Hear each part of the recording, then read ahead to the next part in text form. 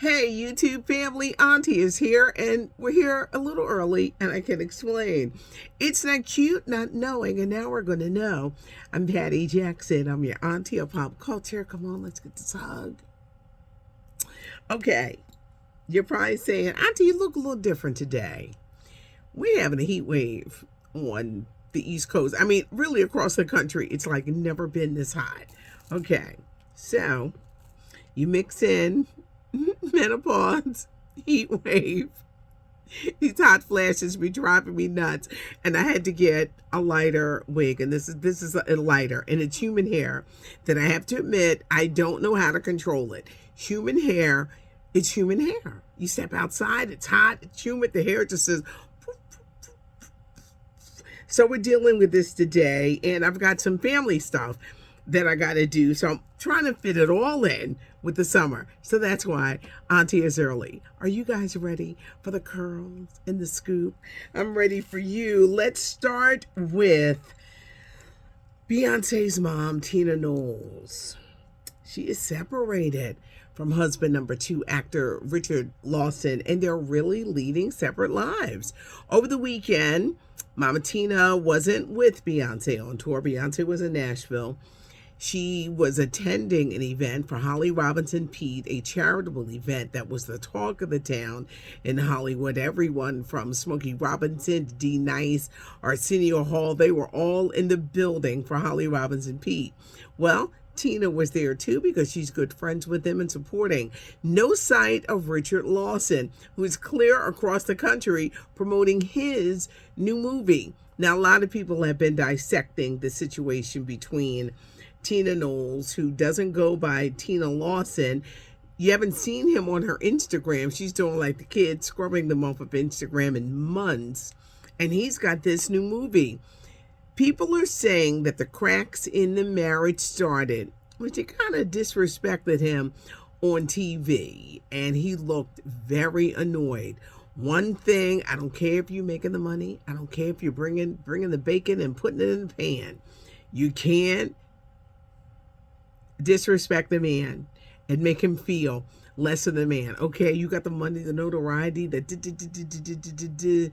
the minute you cross that line and a man feels less than, the marriage is doomed. Now, maybe she didn't respect him. Maybe she got bored with him. Who knows? But it's a done deal. I guess they'll announce that they're getting a divorce. They're also still investigating who broke into her home and took $1 million worth of cash and jewelry. Now, this is the thing. They're saying it's an inside job. Now, in LA, these robberies of rich people happen all the time because they follow you on social media. They find out when you're home, and she was on tour with Beyonce, but they're saying it's an inside job because nothing was really broken in the house.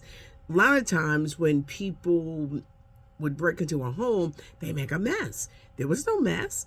It's like they knew exactly where this safe was to go and steal the $1 million in jewelry and cash. Will Tina speak up? Will she announce, or will she and Richard Lawson divorce quietly? Maze Frankie Beverly. I guess every so often I gotta go and bring this story up. Over the weekend, Maze's band performed in Philadelphia. Child, my phone rang so much. Where's Frankie? Where's Frankie? Where's Frankie? Where's Frankie? Frankie Beverly is no longer with his band. The original guys in Maze, Juju and Roan, they're not together, and they're not getting back together. They're calling themselves The Music Forever. They performed in Philadelphia. They're not getting back with Frankly. It was a bad and bitter breakup. These men have to make money. They have to make money. And when they were kind of like dismissed and just treated like they weren't with this man for over 20 years, I guess they figured that the writing was on the wall. So what's up with Frankie? He's not going to be touring forever, and I'm sure he may do one more go round. He is getting new musicians together to perform with him when he goes out on the road. I don't know how much they're getting paid, but the guys in the last band, the veterans that had been with him for so many years, really felt disrespected, and they're starting to speak out. But when people see them and they're doing all the Maze songs with Chris Walker, they're saying, where's Frankie? So the crazy rumors just started, and Frankie is alive. He is no longer with the band. They broke up, and it was a bad breakup. And I don't see them getting back together because it all comes down to money. And it's a shame. They had been together for so many years, but there are forces. When Frankie's old manager died, that's when everything kind of like hit the fan. New people came in making decisions, and just not good. Just not good for either Mr. Beverly or the members of the Maze band. But they're not getting back together. So if they pop up in a city near you, you're going to know they're no longer with Frankie Beverly. Let's talk movies this weekend. Mission Impossible 7 cost $290 million to make. You got to add on over $30 million for the marketing. This weekend, they did a 5-day stretch of Mission Impossible 7. It took in $78 million. The estimates were that it would take in $90 million. Now, $78 million is nothing to sneeze at. And this was just in the U.S. We're not talking about what it did overseas in box office and things, just here in the U.S. That's nothing to sneeze at. But if a movie costs $290 million, unbelievable budget, it really is going to have to find its legs and be in theaters for a minute in order to make this money back. There's so much expectation when a movie stars Tom Cruise. Now, this is what I am hearing. Angela Bassett may be in Mission Impossible 8. She was supposed to be in 7 because in one of the Mission Impossible, she was the director of the CIA, but because of COVID travel restrictions and things like that, she couldn't do it.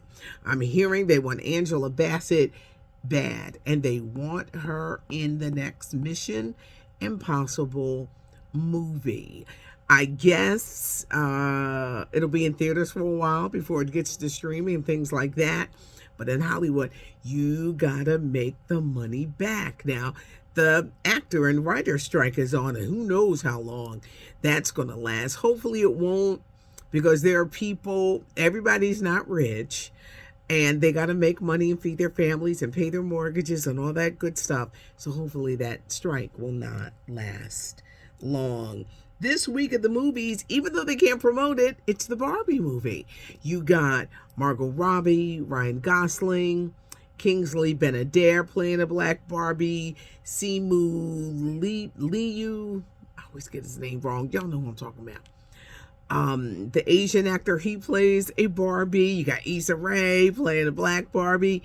There's a lot riding on Barbie because it's opening the same time as a Matt Damon movie, Oppenheimer, about the atom bomb. You can tell how interested I'm in it. There's a lot riding, but they can't promote, who's ever starring in these movies. They can't promote them because of this Hollywood strike. So this is all going to be very interesting. Robert De Niro's grandson, they've arrested a woman in the overdose death of his grandson. His grandson was 20 years old, and he was found dead in his apartment, surrounded by pills. These pills were laced with fentanyl. They have arrested the 20-year-old woman who sold him the drugs. The drugs on the street are so dangerous, whether it's the weed, whether it's the pills, whether it's the powders. These things are being laced with fentanyl, and people are dying. People are dying. And it's so dangerous. And they're saying that Robert De Niro and his family are just heartbroken over the death of his young grandson. But an arrest has been made. Lori Harvey is proving with the Harvey family that she is still with Damson Idris, and they all went on a family vacation. Everyone was thinking, did they break up? She was seen with one of the guys from Migos, but she is clearly showing with her family she is still with Damson Idris, who is filming a movie overseas with Brad Pitt. Now, I don't know, because they're filming in Italy, if this will affect the filming, but he's going to be starring in a new movie for Apple about Formula One race car drivers. Damson Idris, big role for him after Snowfall. Y'all know how I am about documentaries. I'm going to always keep you up to date with the documentaries that are coming out. There's one coming out about the supermodels of the 90s. These women were the superstars of the 90s. Cindy Crawford, Linda Evangelista, Naomi Campbell, and Christy Turlington. Now, the women age in ages 54 to 58. I think they're going to show the good side. I don't think they're going to show the bad, like Naomi Campbell's Tara on Assistance, or Linda Evangelista, whose face literally was left deformed by some crazy plastic surgery procedure. I don't think they're going to go into that. But all of the ladies, Apple TV, it's a new documentary that's coming entitled The Supermodels. Well, we got some scoop on the Golden Bachelor. I can't stand that show, but I'm so interested in seeing this. The Golden Bachelor is older people looking for love, because love does not stop after you turn 35. The Golden Bachelor. Now, if you see me bust out in a giggle, it's because I'm silly. Okay, who is he? He looks like he's in his 50s. He looks like he's a good-looking man, and you see this salt and pepper in his hair, in his beard, and he does, because he just seems good-looking. But they show him with a hearing aid, and I was like, I'm looking at the picture, right? I said, is that a hearing aid? So I started laughing, and then I felt bad. But I was like, okay, they're going to show him with the hearing aid. So whoever the Golden Bachelor is, he's hard of hearing. And he's wearing the hearing aid in the ad, but he looks like an incredibly good-looking man. Now, the premise, older people want love too, and they're going to show people that are either widowed or divorced, and you've got kids, and maybe the kids have moved out, and they're looking for love a second time. The women, I hear, are going to be age appropriate, so it's not like going to be a 50-year-old man or a man in his 50s chasing after somebody 23. We're not going to see that. Everybody's going to be on the same level playing field. Even though I don't like The Bachelor, I think that this is a good idea, because there are many people who are looking for love a second or third time, or just hoping that they can find some love in that third quarter of your life. I'm a sports nut, so I be breaking everything down to the quarters and the halves of the lives. So I'm looking forward to it. We're going to see it in the fall, but they did a little preview of who the Golden Bachelor would be. I got to tell you, with this writer strike, we're going to be seeing a lot of reality TV. It is. This is how it just really started and sprung and got legs. Let's hope this doggone strike doesn't last too long. Give us a thumbs up if you like the video. You guys make me laugh when I ask the question about people lying on these dating apps. And some of you told me horror stories, and I mean horror stories about what's out here and people lying, and they're on these apps and they're clearly not single. Some people think that if they're not married, they're single. And it's like, sir, you've been living with that person for like 12 years. What do you mean that you're single? That was some funny comments. Subscribe to the channel. I do go through the comments. Leave a comment and give us a thumbs up if you like the video. We're starting the week off early, but the rest of the week we'll be back on at our regular time. Thanks so much for joining me. I'm Patty Jackson, dealing with the heat. I'm your auntie of pop culture.